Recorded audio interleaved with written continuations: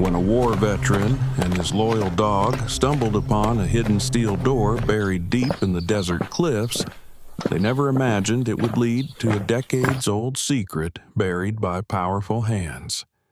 What began as a quiet life in the mountains turned into a battle for truth, as lies, lawsuits, and greed tried to silence him. But through every trial, Jack Morin and his dog, Ranger, held on to something stronger than fear: integrity. This isn't a story about treasure. It's about honor, sacrifice, and the courage to protect what's right. Please support us by subscribing to the channel to follow this emotional journey. The desert wind carried dust and silence over dry mesa, whispering across the canyons like a ghost searching for someone to listen. It was late autumn, the air dry and brittle, the kind that cracked lips and memory alike. Jack Morin moved through it with the steadiness of a man who had once lived by the rhythm of danger. His steps were slow but deliberate, boots sinking into red sand, eyes scanning the rocky slope ahead. He wasn't climbing for sport. He was climbing to quiet the noise in his head. At 45, Jack had learned the value of silence. After 20 years as a combat engineer in the U.S. Army, he had seen enough explosions, both physical and emotional, to last several lifetimes. There were nights when he still woke up reaching for a rifle that wasn't there, hearing echoes of orders that no longer mattered. PTSD, they called it. He called it memory that refused to sit still. So, when he retired, he bought an old truck, packed what little he owned, and drove until the world stopped shouting.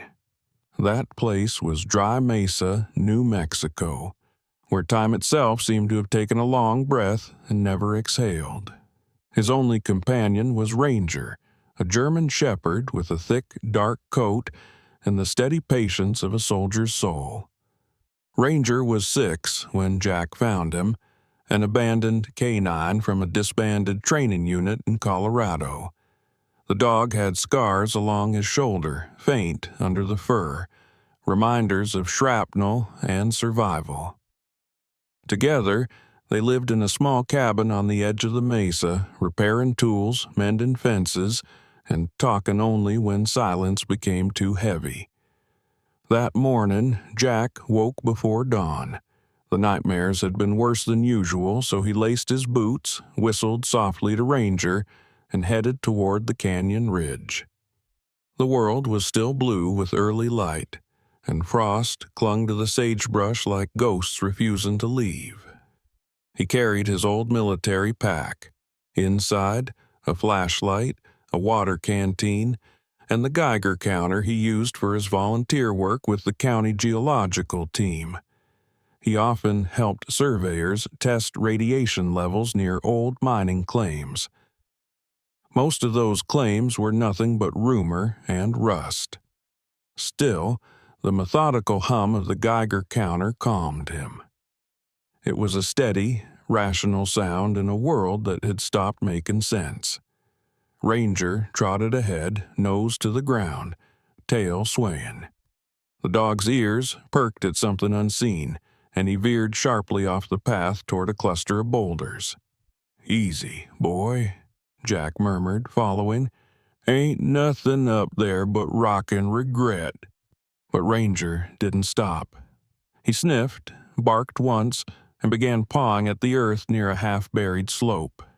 Jack frowned, kneeling beside him.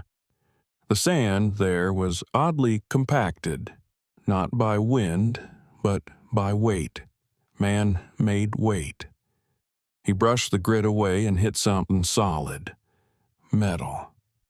He dug with his gloved hands until the edge of a steel plate emerged.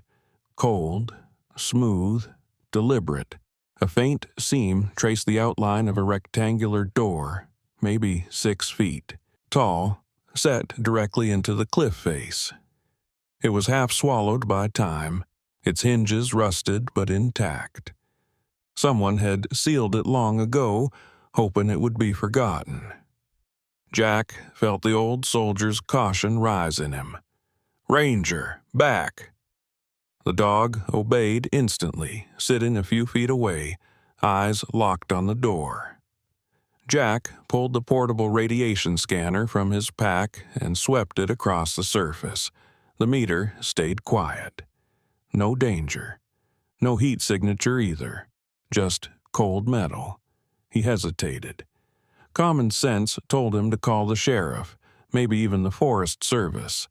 But something deeper, a voice forged from years of military instinct, whispered that this was no ordinary cave. The steel, the perfect geometry, the way the earth around it hadn't eroded, it all spoke of engineering. Someone had built this with purpose. Jack found the latch, buried under a crust of rust and dirt. With effort, he pried it open. The door gave a long metallic groan, like the mountain exhaling after 50 years of silence. Dust poured out in the slow waves. Ranger barked once, uneasy, then fell quiet. Inside was darkness thick enough to feel. Jack flicked on his flashlight. The beam cut through a narrow tunnel, smooth and angular. Walls carved into stone by machine precision. As he stepped inside, the air grew cooler. Still, but not dead. It smelled faintly of oil and iron, not decay. A few feet in, he saw the remains of a control panel on the wall, its switches corroded, its bulbs long burned out. He followed the passage deeper, Ranger close behind, their footsteps echoing softly. The tunnel opened into a large chamber. The floor was concrete, the ceiling reinforced with steel arches. Against one wall stood a workbench covered in dust. Beside it, an old generator with wires leading into the rock. Jack crouched and brushed a gloved hand over a nearby light fixture, and froze. It flickered. Faint, almost imperceptible, but real. Power. He traced the cable with his flashlight. It ran to a series of battery cells. Ancient models, yet someone had rigged them to an array of solar conduits drilled through the upper rock. The setup was crude but functional. Jack exhaled slowly, heart thudding. "You've got to be kidding me." Ranger sniffed the ground near an old cot and barked once more. Jack turned. There, half buried under sand and debris, lay a small metal box. He pulled it free, its surface etched with rust. The latch resisted, but gave way with a snap. Inside, wrapped in oilcloth, was a notebook, its pages yellowed but intact. On the cover, JBT. Jack flipped through the pages carefully. Diagrams, equations, notes in tight, deliberate handwriting. It wasn't a miner's log, it was an engineer's journal. Phrases like hydrogen compression, energy retention model, and Red Valley prototype system leapt out. The last entry read, "Site sealed under Directive RV-74. Funding transferred to Juniper Basin." He stood there, the weight of discovery pressing on him. Red Valley. That name stirred something in his memory. During his service years, he had once transported materials through New Mexico's research corridor. Rumors had circulated about an experimental energy program that went bankrupt after an incident. Could this be one of their facilities? Forgotten, buried, still breathing faintly in the dark? Jack shut the notebook and looked around. The place didn't feel abandoned. It felt suspended, waiting. The engineer in him itched to restore it, to understand. But the soldier in him whispered caution.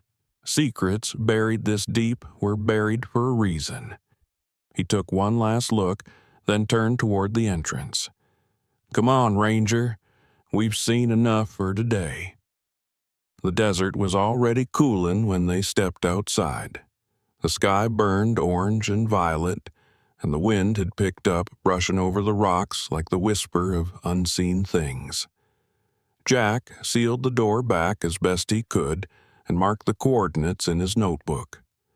As they made their way down the slope, he couldn't shake the feeling that someone, or something, had been waiting for him to find this place. When they reached the truck, Ranger jumped into the passenger seat, tongue lolling, content. Jack glanced once more towards the ridge, where the cliff's shadow stretched long across the sand. "We'll come back," he said quietly, "but next time we'll do it right."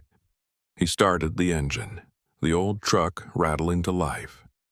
As they drove away, the sun sank fully behind the mesa, leaving the cave door hidden once more beneath the colorless dark, watching, waiting, alive.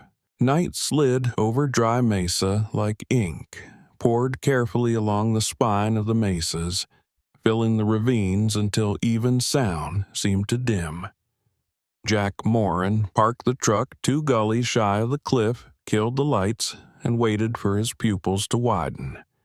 He hadn't come back for thrill or trespass. He had come back with a reason that made sense to the man he had been and the man he was now. Verify safety first, answers second.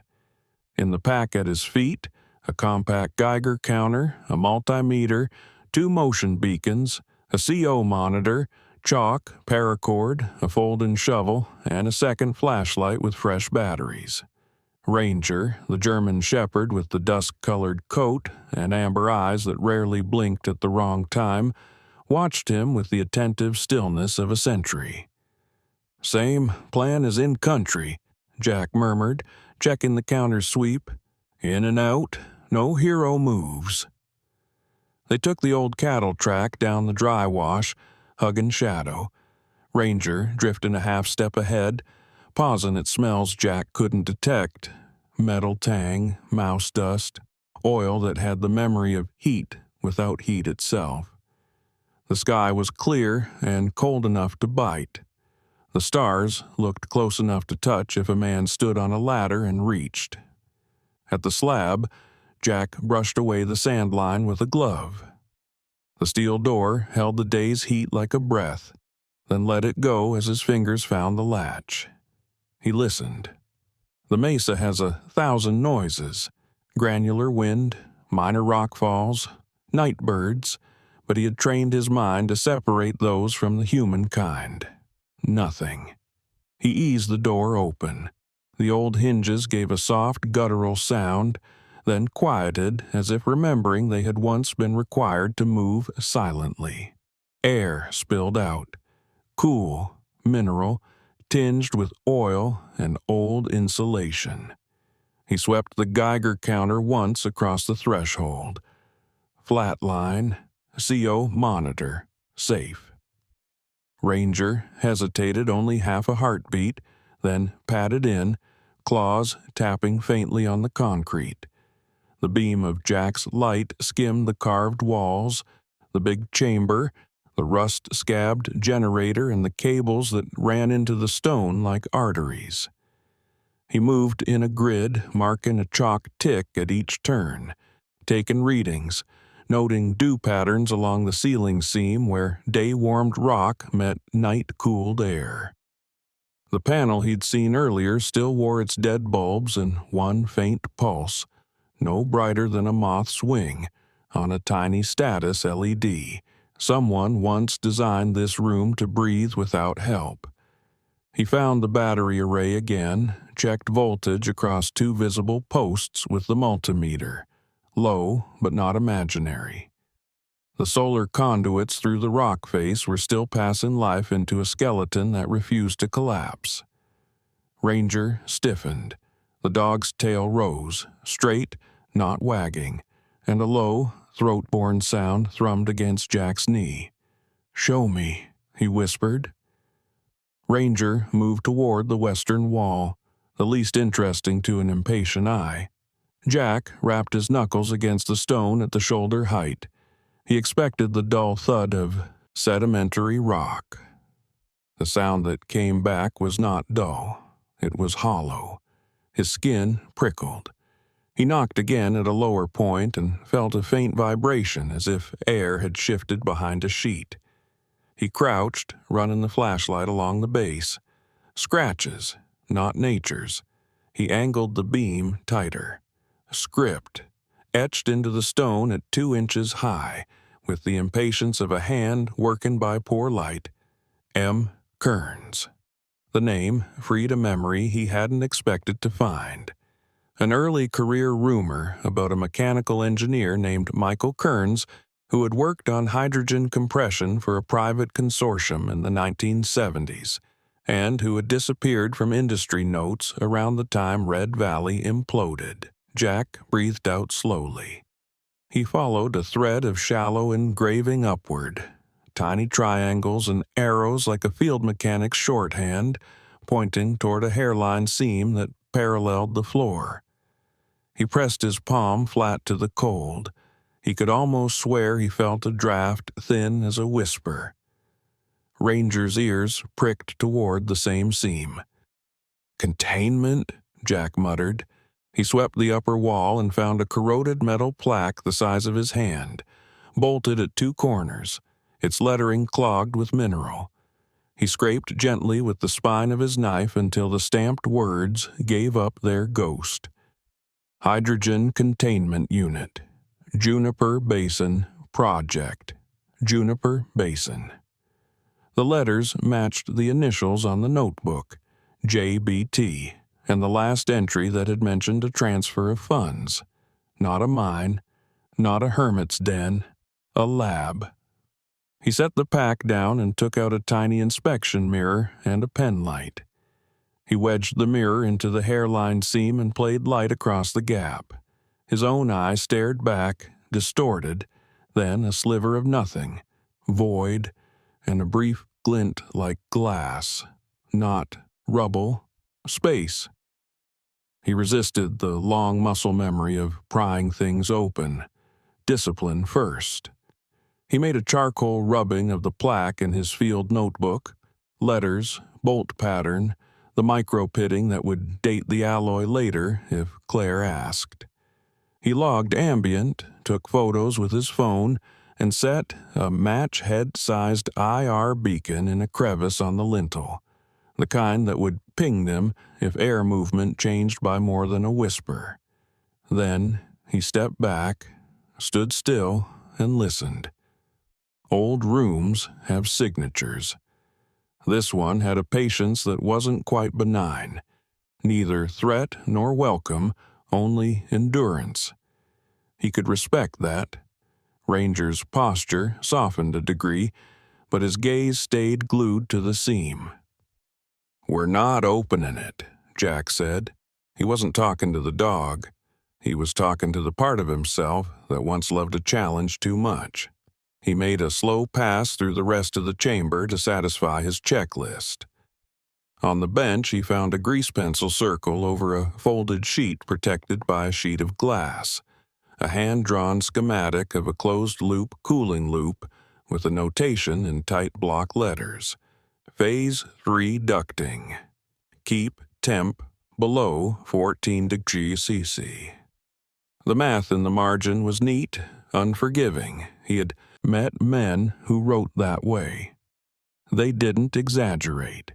They didn't dream on paper. They measured. The generator's casing wore the ghost of a manufacturer's plate under grime. Kestrel Industrial, Denver. If the trust's P.O. box, Evelyn might later find sat in Denver, he would to have a triangle of provenance. He grinned without humor at the way a life can deliver you proof if you keep your mouth shut long enough. He swept the light across the cot. Beneath the collapsed blankets, a metal lunch pail.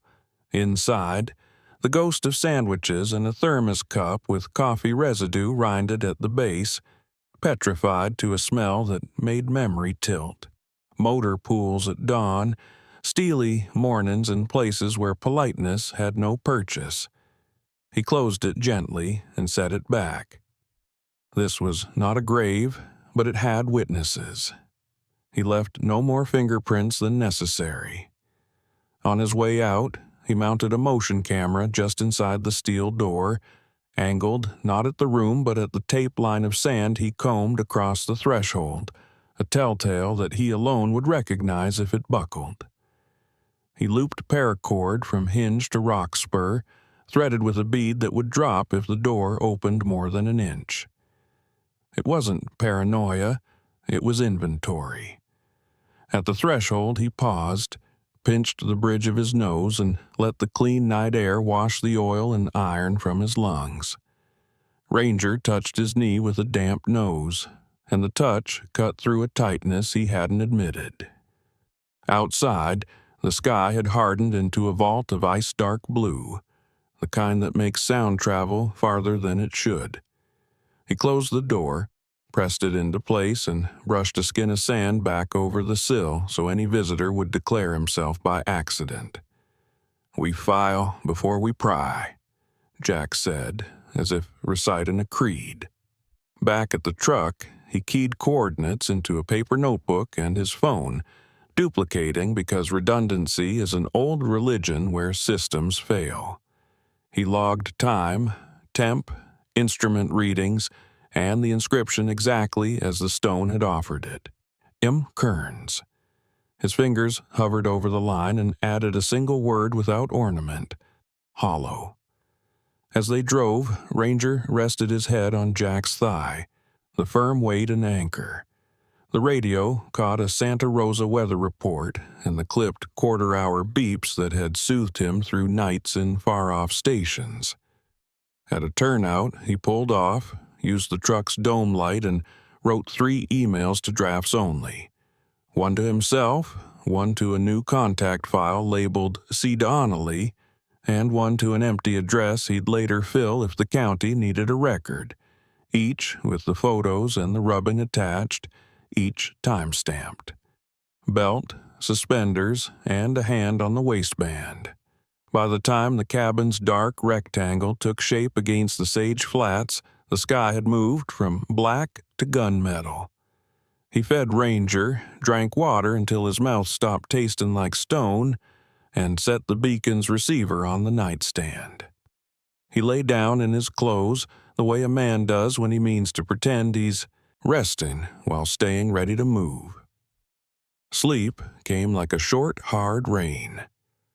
When it broke, the horizon had a gray seam, and the beacons blinked the small, blessed language of nothing new. He rose, washed, and wrote a single line at the bottom of last night's page: "Return with permits." The discipline put a clean edge on the morning. He had found a wall that lied like all good walls, and behind it something that didn't want to be rushed. The soldier knew what to do. The engineer knew why. The man in between, the one who had come here to quiet the noise, felt, for the first time in a very long time, that the silence had chosen him back. The morning sun bled slowly over the horizon, turning the cliffs of dry mesa into sheets of amber and copper. Jack Morin stood outside his cabin, one hand shielding his eyes from the glare, the other clutching a worn folder filled with copies of the documents he'd found in the cave. Ranger sat beside him, tail sweeping small arcs in the dust.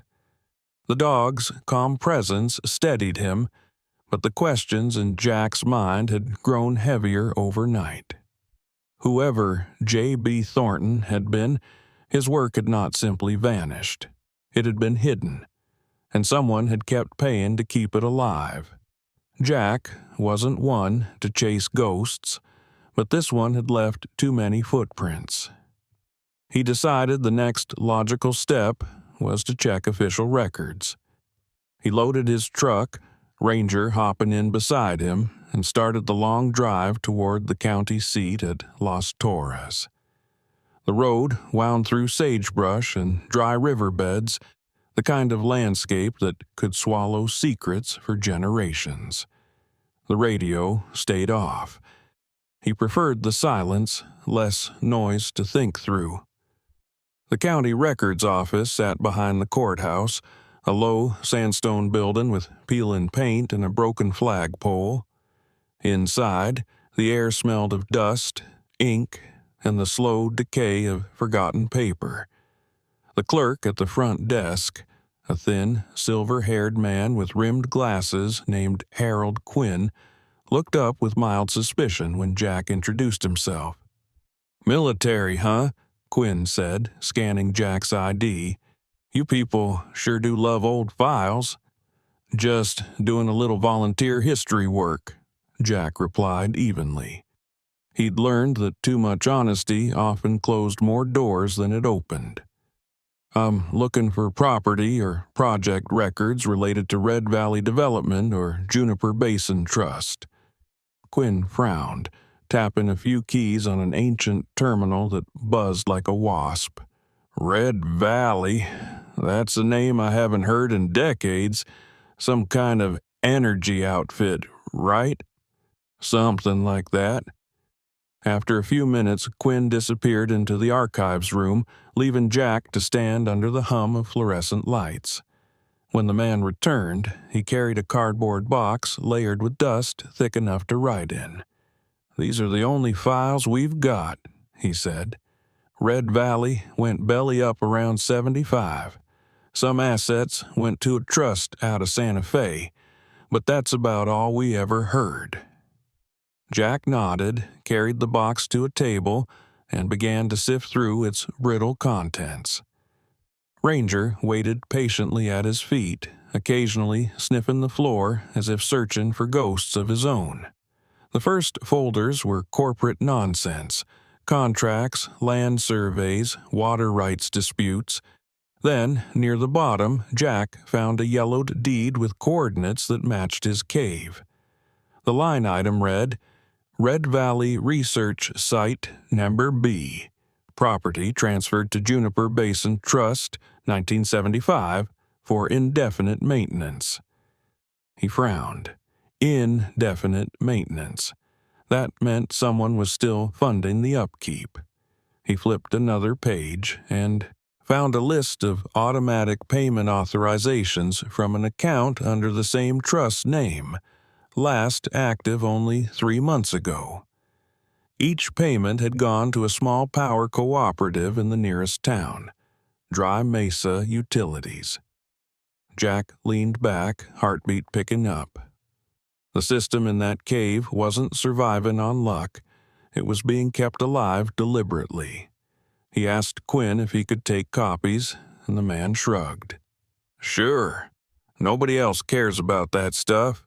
Costs 50 cents a page."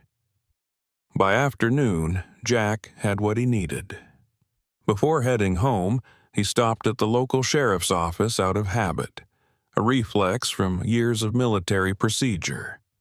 Sheriff Maria Ortega, a woman in her late 50s with sharp brown eyes and silver hair pulled into a bun, greeted him with the half-suspicion she gave every stranger. "Jack Morin," she repeated, reading the ID. "The vet who bought old Meyer's cabin, right? Heard you've been poking around the cliffs." Jack kept his tone measured. "Found something unusual up there. Some kind of sealed facility. Not dangerous, far as I can tell, but it's active. Lights, power, and records linking it to Red Valley Energy and a trust still paying bills." Maria's brow furrowed. "Red Valley? You sure about that? My father worked cleanup after that company folded. They had government contracts that vanished overnight." "Then maybe you know something I don't," Jack said. She studied him for a long moment, then sighed. "Look, I'll file a note in case anything comes up. But if you're planning to mess around that site, do it by the book. Notify the county. We had enough folks hurt exploring mines that should have stayed sealed." Jack nodded. "Understood." By the time he got back to Dry Mesa, the sun had begun to dip. He parked near the cave entrance again, staring at the ridge that now seemed less like rock and more like a sleeping giant. He'd printed a small sign to post at the site's entrance, a precaution. Under County Review, entry restricted. He set it into the ground beside the steel door and locked the latch again, add in a chain for good measure. Then he installed 2 small motion cameras, one on the ridge above, another facing the narrow valley trail. The devices were old military-grade models, but reliable. They sent alerts through a handheld receiver he kept at home. As the last light faded, he stood in front of the sealed door, his hand resting on the cold metal. "You've been asleep a long time," he murmured. "Let's see who else remembers you." Ranger gave a soft whine and nudged his leg. That night, Jack sat by the fire, sorting through the copies from the records office. The words, "indefinite maintenance," circled his thoughts like vultures. Why would anyone keep a dead facility alive for 50 years? Not for money, not for research. There had to be a reason. One hidden behind bureaucracy and time. He flipped to the last page of the copied deeds. A final note was stamped in faded ink. Custodial authority retained pending verification by trust successor. Successor. That word stuck with him long after he went to bed. The next morning the wind had changed. Jack awoke to the sound of the motion sensor pinging, a dull beep from the receiver on his nightstand. He sat up, heart hammering. Someone, or something, had moved near the cave during the night. He dressed quickly, slinging his rifle across his back more out of habit than intent. Ranger was already alert, tail stiff, eyes sharp. The drive to the ridge took 15 minutes. The camera's alert showed movement at 2:43 a.m. A figure standing by the steel door, tall and still, then vanishing back into the dark. Jack replayed the footage twice, zooming in until the image broke into static. Whoever it was had worn a hat, maybe a jacket.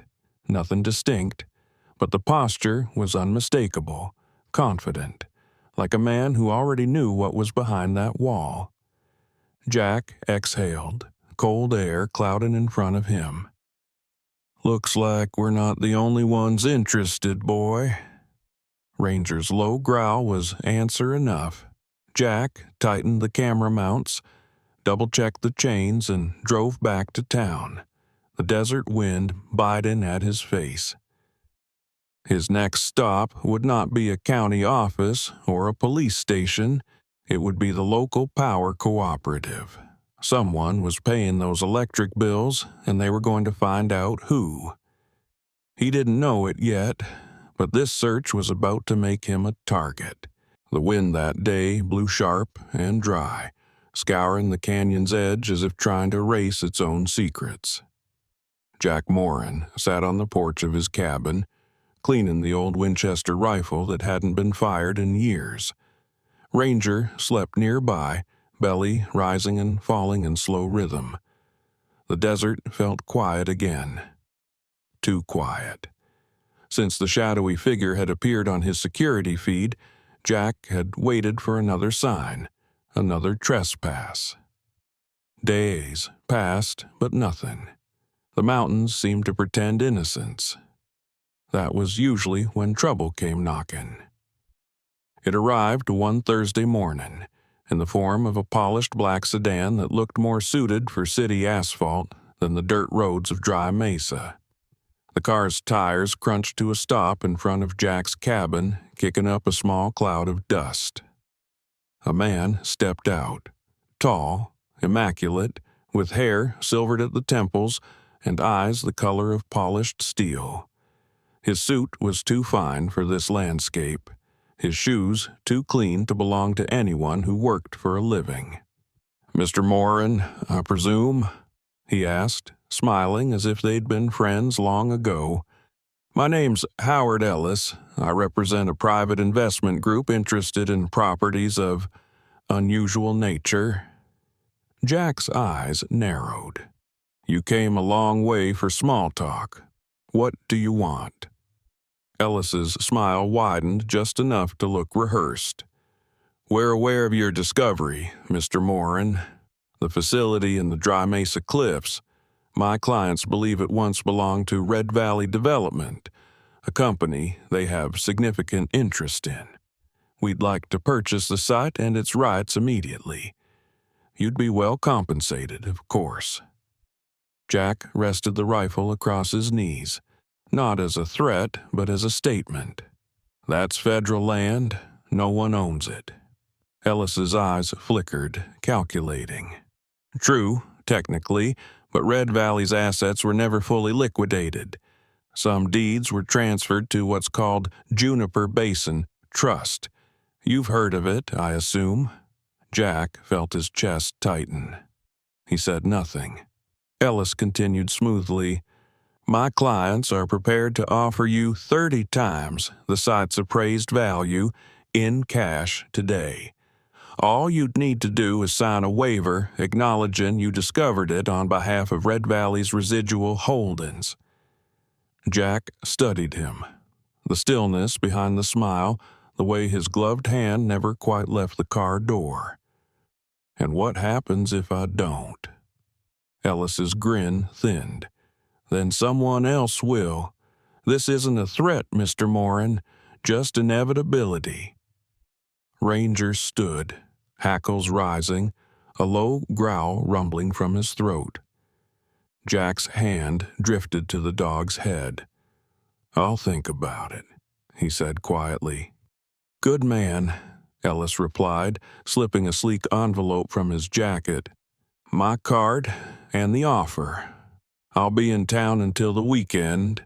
He tipped his hat, climbed back into the sedan, and drove off, leaving only the smell of expensive fuel behind.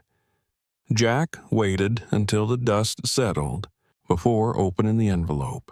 Inside was a contract and a business card embossed in gold. Ellis and Mercer Holdings, Denver, CO. The contract was pre-signed by Ellis and dated 3 days ahead. He felt the back of his neck prickle. These people weren't negotiating. They were expecting. That night, Jack couldn't shake the unease. He sat by the fire with the documents spread before him. The Red Valley logo stared back, a sunburst half faded. He'd seen men like Ellis before during his years in uniform, the kind who smiled while others dug trenches. Ranger barked suddenly, sharp and loud, jerking Jack's attention to the window. He grabbed his flashlight and stepped outside. The night was thick with wind, but something glinted near the trail. A faint reflection off stone. He approached cautiously, boots crunching gravel until he found it. A small device no bigger than a matchbox, glued discreetly into the rock. A camera. The lens pointed straight toward his cabin. Jack pried it off with his knife. The adhesive was fresh. He turned the cold piece of metal in his hand. Someone had been watching, maybe for days, maybe longer. He went back inside, locking the door behind him. Ranger paced in circles, uneasy. Jack placed the camera on the table beside Ellis's contract, 2 pieces of the same puzzle staring him down. In the morning, he made the call to Claire Donnelly, a lawyer he'd met through a veterans outreach program. Claire was in her early 40s, sharp-eyed and blunt, the kind of woman who made bureaucrats sweat. She specialized in land disputes and had once defended a group of Navajo veterans in a case involving illegally seized mining property. When she answered, her voice carried the clipped rhythm of someone always balancing 3 thoughts at once. "Jack Morin? It's been a while. What kind of trouble are you in?" "The kind that wears a suit and leaves cameras in my rock face. That narrows it down to half the state. Talk." He told her everything. The cave, the power, the documents, the man from nowhere. When he finished, there was a long pause. "Jack," Claire said finally, "if someone's that desperate to buy you out, the site's worth more than they're saying, and not just financially. My advice? Don't sign anything. Document everything." "That was my plan." "Good. I'll file a protective claim with the state registrar. That'll keep them from touching the property until we verify ownership. And Jack? Yeah, be careful. You're poking into something people tried very hard to bury." After they hung up, Jack leaned back in his chair, staring at the quiet desert through the window. The sun was already sliding toward the ridge, painting the cliffs blood red, the same color as the old Red Valley logo. He reached down and scratched Ranger behind the ear. "Looks like we're not done yet, buddy." The dog wagged his tail once, but his eyes stayed fixed on the window, alert. Outside, a storm was gathering, dark clouds rolling across the desert. The wind carried the smell of rain and something else, metal, cold and electric, like the echo of the machines buried beneath the mountain. Jack looked toward the horizon, where the black sedan had vanished hours ago. He had learned to recognize the feeling that came before conflict. It wasn't fear, it was clarity. Whatever lay beneath that cave wasn't just old machinery. It was a secret people were still willing to fight for. And now he was part of it. The morning after Claire filed the legal protection, Dry Mesa no longer felt like the quiet town Jack Morin had chosen for solitude. The desert still stretched endless and gold, but something in the air had changed. Heavier, watchful, like a secret shared too widely. Jack noticed it first at the diner. Conversations that used to stop politely when he walked in now fell silent altogether. People looked away, then back again, the way small towns do when gossip turns into something resembling fear. He took his usual seat at the counter, ordered black coffee, and ignored the whispers floating from the booths. "Heard he found a bunker," someone muttered. "Government property." "No, treasure, energy tech, maybe weapons. The Army sent him here to cover it up." Jack stared into his coffee, letting the rumors burn themselves out. Ranger sat by his feet, tail flicking lazily but eyes scanning the room, always alert. The waitress, a kindly woman named Darlene, slid the mug across with a faint, apologetic smile. "You know how people get," she murmured. "Dry Mesa hasn't had excitement in 30 years. Now you're front page news." "Front page?" Jack asked quietly. She nodded toward a folded newspaper on the counter. "Dry Mesa Chronicle. Veteran claims secret government facility found in desert." Beneath the headline was a grainy photo of his cabin, taken from a distance, his truck in front like a target marker. Jack exhaled through his nose. "That didn't take long." Darlene lowered her voice. "Someone from the Chronicle said they got a tip about you. Name started with E." "Ellis?" She hesitated. "That's the one." He left a few dollars on the counter and walked out. The gossip followed him down the street like smoke. He'd spent years building a quiet, steady life. Now he could feel it cracking apart under the weight of curiosity and greed. That afternoon, a knock came at his cabin door. A deputy stood outside, hat in hand. Young, nervous, freckles scattered across his face like a confession. "Mr. Morin, Sheriff Ortega asked me to bring you this." He handed over an envelope stamped with the county seal. Inside, a summons. Howard Ellis had filed a civil claim, accusing Jack of unauthorized possession of private corporate assets belonging to Red Valley Development. Jack's jaw clenched. How fast do people work when money's involved? He muttered. Sheriff said she's sorry, sir, the deputy added softly. Said the system's faster than her badge on this one. Jack nodded. Tell her I appreciate it. After the deputy left, he called Claire. She answered on the second ring, her tone brisk but calm. I figured this was coming. They're forcing a hearing to seize the site before the state finishes reviewing ownership. Classic corporate play. What's our move? Show up. Let them think they're winning. 2 days later, the courthouse in Las Torres was packed tighter than he expected. Reporters filled the benches, microphones and notebooks ready like vultures around a carcass. The air buzzed with heat and gossip. Jack sat beside Claire, shoulders straight, Ranger waiting quietly outside under a deputy's watch.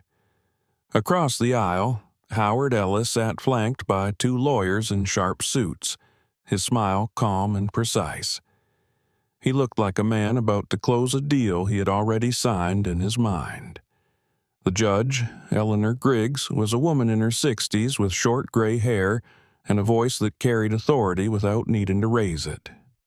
This hearing will determine temporary custodianship of the property in question pending verification of ownership, she said. Mr. Ellis, your counsel may begin. Ellis's lead attorney, a thin man named Victor Hanley, whose slick hair seemed oiled by confidence, rose smoothly. Your Honor, my client represents the successor interests of Red Valley Development. The facility in question was never decommissioned nor transferred properly. Mr. Morin has no claim and is in violation of federal property laws. Claire stood next, measured and unshaken. Your Honor, the evidence will show that Red Valley's assets were liquidated under federal oversight in 1975. Site B, the one Mr. Morin discovered, was specifically reassigned to the Juniper Basin Trust, an independent entity formed to preserve engineering research for historical record. The Trust's documents list ongoing maintenance payments to the local utility company, payments still active as of 3 months ago. Hanley smirked. Convenient paperwork, but without original documentation, this court cannot accept. Claire raised a folder, calm as stone. We have copies from the county archive verified by Clerk Harold Quinn. Signed, dated, notarized. Hanley didn't falter. Then explain this. He projected an enlarged document onto the courtroom screen, a copy of the same trust deed, but this one bore a different signature. This, he said, is the authentic version, showing that Juniper Basin was merely a subsidiary under Red Valley's holding group. My client, therefore, remains the rightful custodian. Claire leaned forward. Your Honor, may we inspect the exhibit? Permission granted, she studied it for a long moment, then turned to Jack. Her eyes told him what her lips didn't. Something was wrong. She stepped back toward the bench. This document, Claire said, is a forgery. Hanley scoffed. Bold claim. Not bold. Professional observation. She held up a magnified print of the signature line. Look at the pen pressure. Inconsistent, uneven. Whoever wrote this copied a scanned signature onto paper and traced it by hand. Even the date alignment doesn't match the original format used in federal forms of that year. My client's copy matches every element of a legitimate 1970s trust deed. Their copy looks like a student's attempt at counterfeiting history. The courtroom stirred. Ellis's expression hardened, but his smile never faded. Judge Griggs adjusted her glasses. These are serious accusations, Ms. Donnelly. They're serious crimes, Your Honor, Claire replied. and were prepared to have both documents analyzed by a handwriting expert from the state archives. A long pause followed. The only sound was the soft ticking of the courtroom clock. Finally, the judge nodded. "Motion granted. The state will review both copies before further ruling. Until then, the site remains under temporary custodianship of Mr. Morin. No excavation or removal of property permitted." Ellis's jaw tightened. He whispered something to his lawyer, then stood. "Your Honor," he said coolly, "I'll respect the process, but delays have a way of creating misunderstandings. I hope no such thing occurs." Jack met his eyes, calm, steady, unflinching. "You'll have to find another kind of pressure, Mr. Ellis. This kind doesn't work on me." When the gavel fell, the crowd erupted with murmurs. Reporters pushed toward the benches, cameras flashing. Claire gathered her papers and leaned toward Jack. "That was round one. You handled it like a soldier." Jack gave a faint smile. "You just handed them their first real loss." Outside, the sun glared hot over the courthouse steps. Ranger waited patiently, tail wagging once when Jack appeared. The dog's presence grounded him more than any legal wind could. Around them, townsfolk watched with mixed emotions: suspicion, envy, awe. In the diner window across the street, the same newspaper headline glared back. Only now, someone had scribbled below it in pen, "Liar." Jack looked at it for a long moment, then turned away. "They'll turn the whole town if they can," Claire said beside him. "Let them try," he answered quietly. "Truth doesn't need a crowd." But that night, as a thunder rolled over the desert and lightning danced across the mesa, Jack couldn't help feeling the shift. He wasn't just a man who'd found a forgotten facility anymore. He was the center of something larger, a fight between truth and power, between what was buried and who wanted to keep it that way.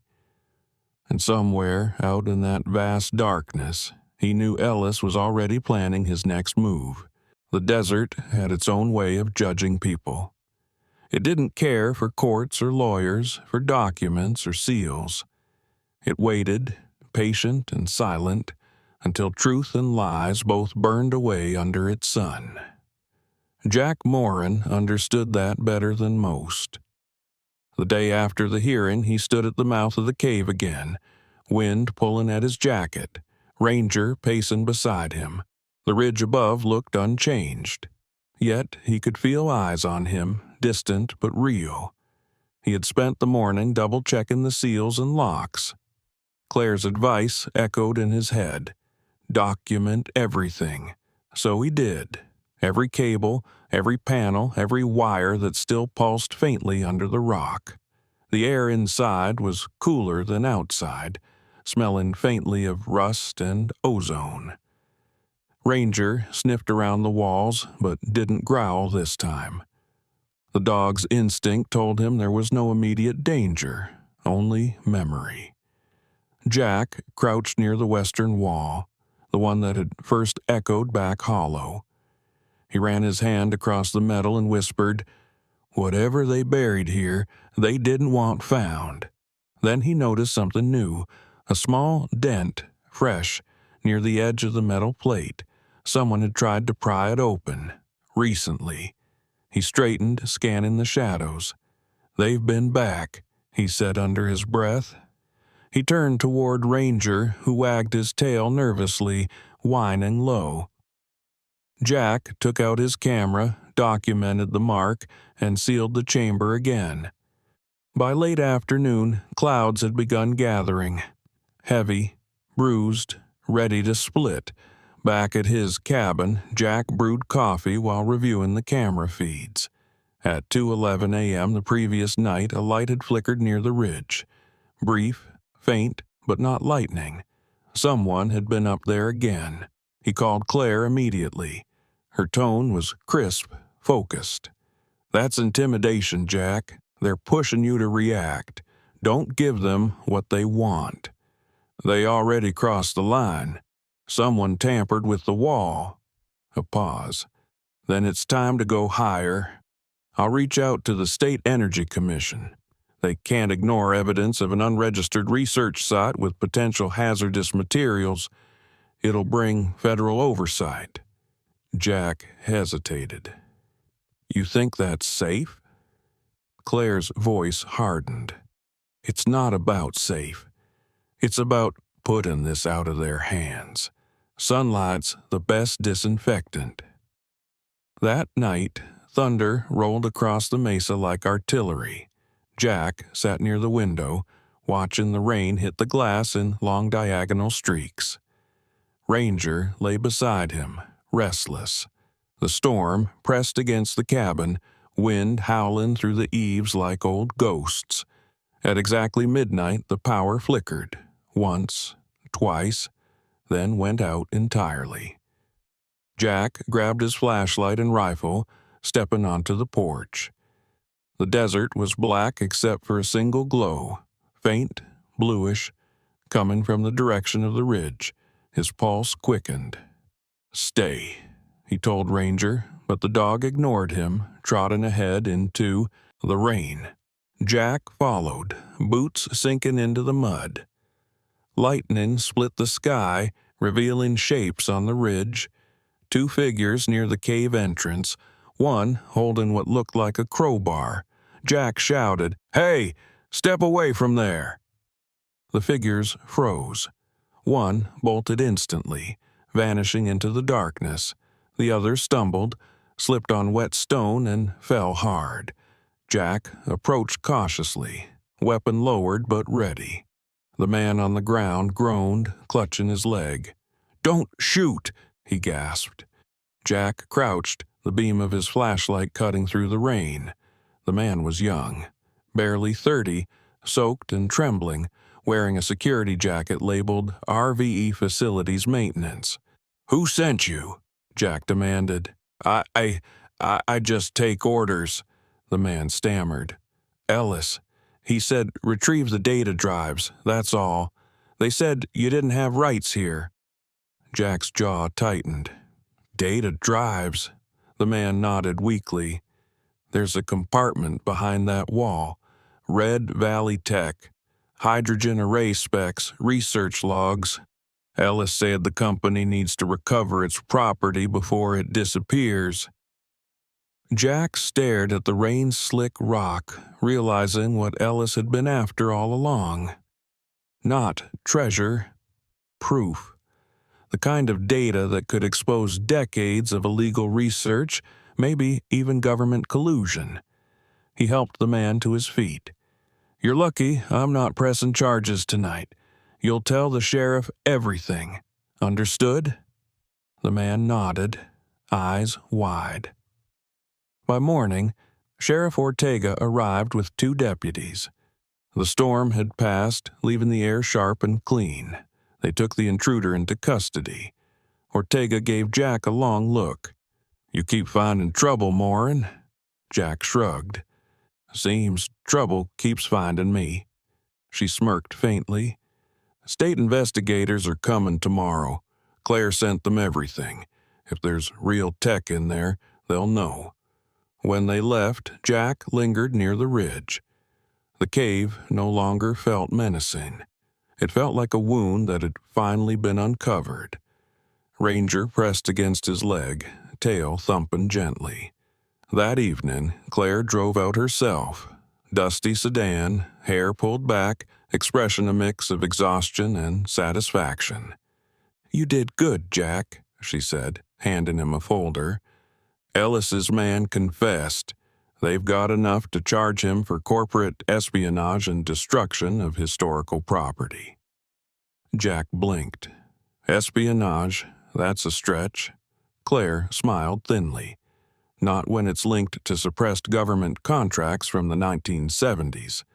Turns out Red Valley didn't just make solar panels. They were experimenting with hydrogen storage tied to defense funding. When it failed, they buried everything, including accountability. And Ellis, missing, his company wiped its Denver office clean overnight, but they left a trail of payments through shell corporations. Someone bigger's behind him.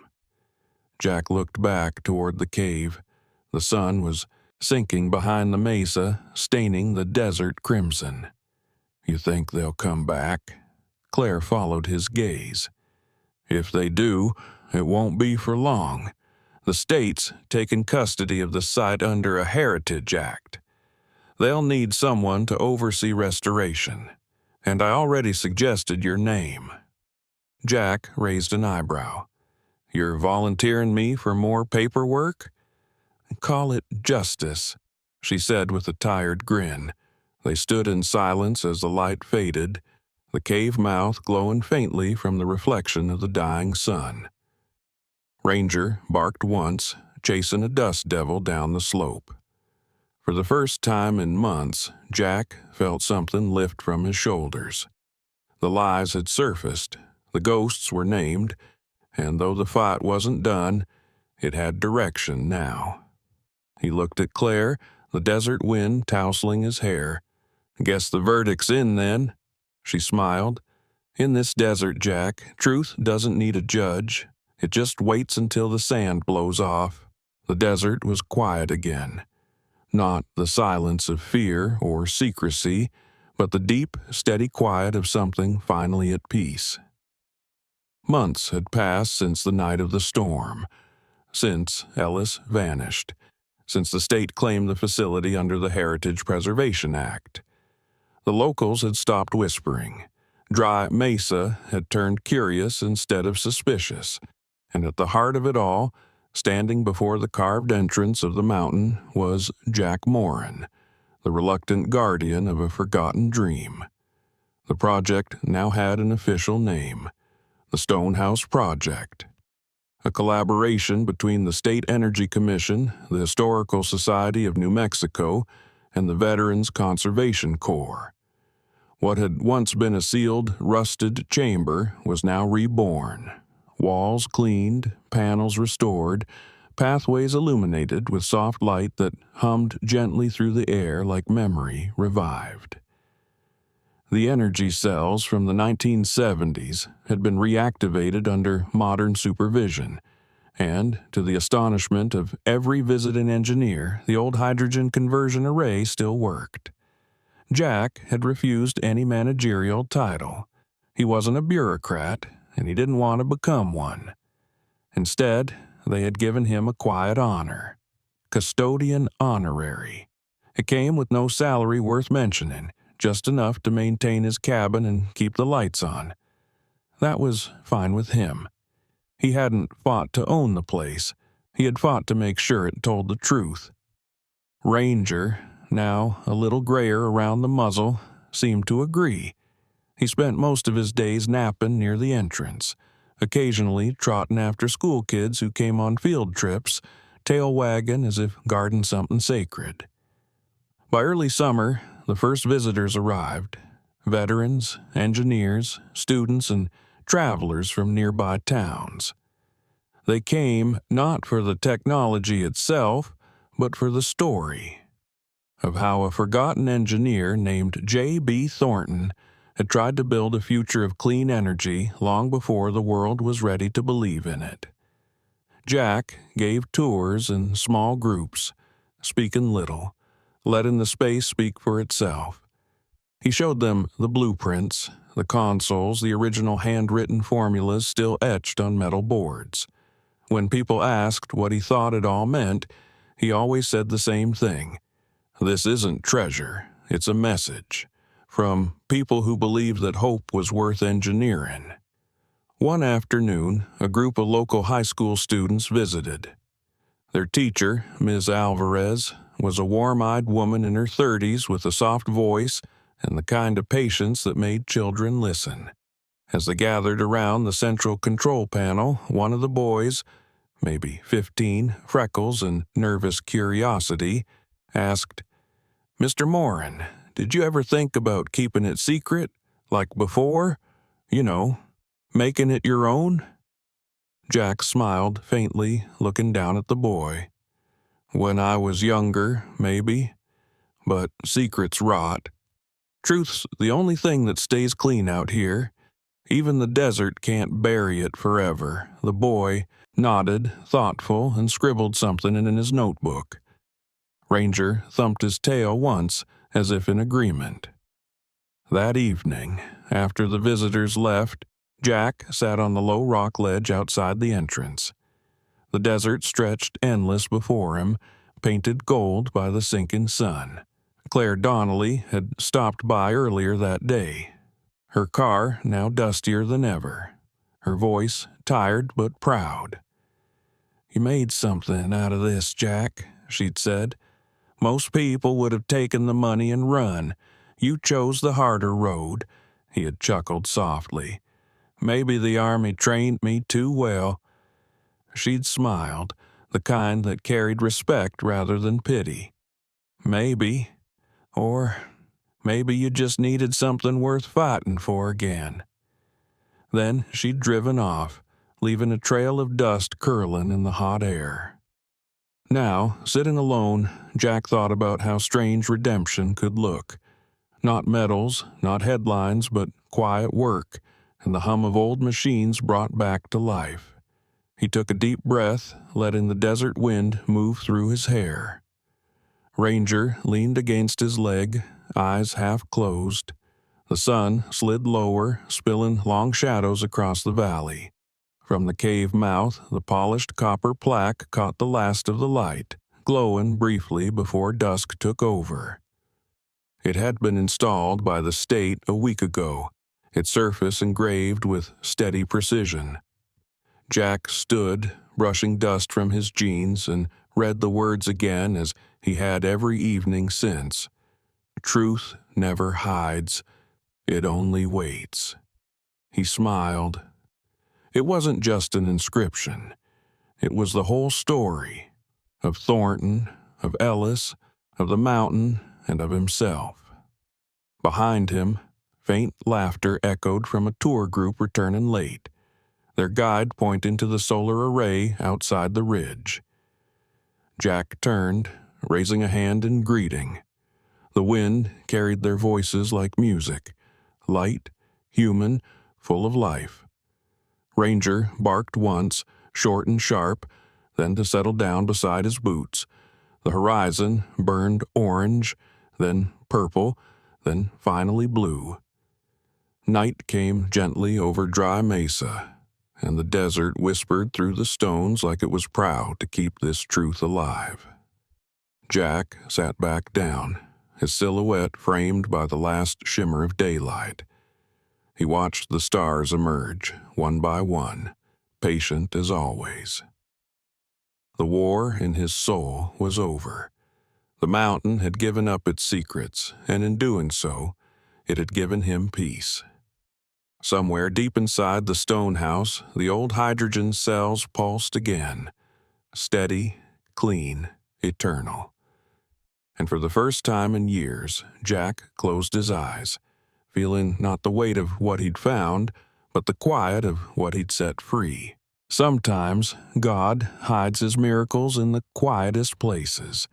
A forgotten cave, a loyal dog, or a man who refuses to give up on what's right. Jack and Ranger's story reminds us that truth always finds its light, and faith never walks alone. If this story touched your heart, share it, leave your thoughts below, and subscribe for more stories of hope and grace. May God bless you, and may His light guide your days.